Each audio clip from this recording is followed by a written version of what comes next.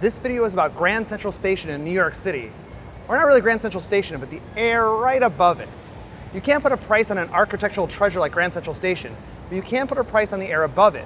$250 million to be exact. This video is about transferable development rights and how you can pull $250 million out of thin air. Grand Central Station is an icon of New York City. It used to be one of two massive railroad stations in Midtown Manhattan. The other, Penn Station, was demolished in 1963 and replaced with a sad underground station below Madison Square Garden. Grand Central only narrowly escaped the same fate. By the 1950s, people were traveling by car and plane more, and a massive station didn't seem necessary. The property was seen as much more valuable as an office space, not a train station. In 1956, before Penn Station's demise, the New York Central Railroad, the owners of Grand Central, considered demolishing the station and replacing it with a striking 102-story tower by famed architect I.M. Pei. The building looked absolutely futuristic, and it would have been taller than the Empire State Building, but the operators of Grand Central never went through with it. It was probably a bit too audacious. The company considered more modest proposals after this one. New York Central Railroad, in dire financial straits thanks to the decline in train travel, was still desperate to cash in on their prime real estate. They replaced an old office building just north of the terminal with the Pan Am building, now known as the MetLife building, completed in 1963. The revenues from that real estate deal brought Grand Central some time, but proposals to demolish the terminal never went away. In 1965, 2 years after the demolition of Penn Station, Mayor Wagner signed the New York City Landmarks Law. The law protected structures with significant historical and cultural value. The idea was to prevent the demolition of prized buildings like Penn Station or Grand Central. New York Central Railroad, still in need of money, had another plan to cash in on Grand Central's real estate. They had architect Marcel Breuer design a 55-story tower that rose out of the terminal itself. The facade and historic waiting room would remain, but be completely dwarfed by the modernist slab of a skyscraper. The company hoped that preserving the facade and waiting room would appease the Landmarks Preservation Commission, the governing body that administered the Landmarks Law. The Landmark Preservation Commission ruled against the tower. It said, "But to balance a 55-story office tower above a flamboyant Beaux-Arts facade seems nothing more than an aesthetic joke. Quite simply, the tower would overwhelm the terminal by its sheer mass. The addition would be 4 times as high as the existing structure and would reduce the landmark itself to the status of a curiosity." So I'm back in Sacramento editing this video, and I thought at this point in the video we could use an introduction to property rights. So we're going to use this cup here as a property, and we're going to use these paper straws as property rights. It's important to think of property rights not as one thing, but as many different things. In this commercial property or cup, this is the ability to operate a cafe on the property. Now, you'll notice that the cup is not infinitely large. We as a society have let the government restrict property rights to some degree. So zoning laws, nuisance laws, environmental regulations can restrict the property rights.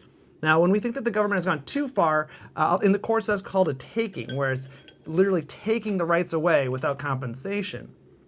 And while we're thinking about property rights as something that is discrete, and there are many of them, it may not be too far of a stretch to think that you could take property rights and transfer them from one to another. Penn Central, as the New York Central Railroad was now called, felt that the Landmarks Law was a taking because it took their right to make money on the real estate. The original designers of Grand Central had even planned on having a tower above it, so Penn Central weren't totally in the wrong here. As a consolation, the commission offered Penn Central the option of selling the air rights above the station to another developer on a site where a tall building wouldn't come at the expense of a historic treasure. This way, the landmark would still be preserved, but the company could still extract value from the real estate. This is called transfer of development rights in planning jargon. Typically, transfer of development rights works with sending and receiving zones. Areas that are not ideal for development, like a sensitive environmental area or a historic train station, can send their development rights to receiving zones, where development is encouraged. Penn Central rejected the commission's transfer of development rights offer, feeling it was not just compensation. Just compensation is an important topic and not one I got into when talking about the straws before. If the government seizes a property from someone, they must provide just compensation. It says so in the Fifth Amendment of the U.S. Constitution. This applies to properties, but also key property rights. New York Central felt that the Landmarks Law was a taking and that the transfer of development rights offer was not just compensation for that taking. They felt so strongly about this that they appealed all the way up to the Supreme Court. What happened there? The court sided with the city of New York. They found that the law didn't prevent Penn Central from operating the terminal as a train station, which ought to have been their expectation when they bought it. The transfer of development rights option even allowed them to profit from the property. This Supreme Court case, known colloquially as Penn Central, is a landmark takings case and is still used and referred to in the planning field. Penn Central lost, and they didn't even have a chance to take advantage of that transfer of development rights. They went bankrupt, and Grand Central Station fell into disrepair in the 1970s and 1980s. It's kind of hard to imagine now, but back then it was really in rough shape. In the 1990s, the MTA took over Grand Central and restored it to the building we know and love today. Our story doesn't end there, though. The air above Grand Central was still valuable. It got even more valuable in 2013, when the city rezoned the neighborhood around Grand Central, an area known as Midtown East. The city wanted to boost the number of tall buildings in the neighborhood to further solidify the area as a major business and employment hub in Manhattan. The rezoning stipulated that property owners in the area could buy the air rights above landmark buildings, like churches and Grand Central. Effectively, Midtown East is a receiving zone, and the landmarks are a sending zone in a transfer of development rights scheme. There are 1.3 million square feet of air rights above Grand Central that could be sold to Midtown East property owners.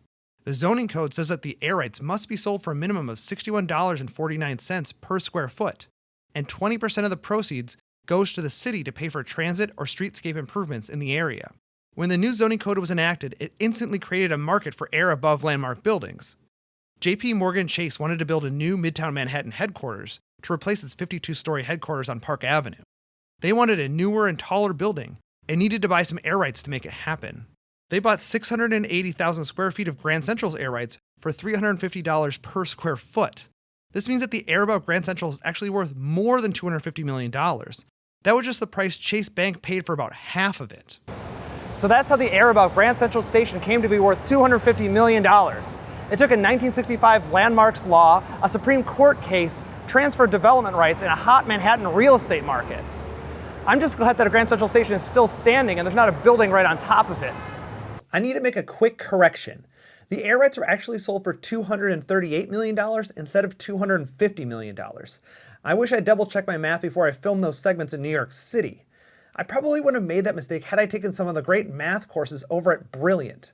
Brilliant is a problem-solving website that has a fantastic selection of courses on math fundamentals, like algebra, logic, and probability.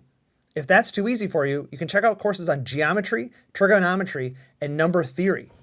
To get smart on a wide variety of math subjects that could help you avoid making a very public math error, go to brilliant.org/citybeautiful and sign up for free.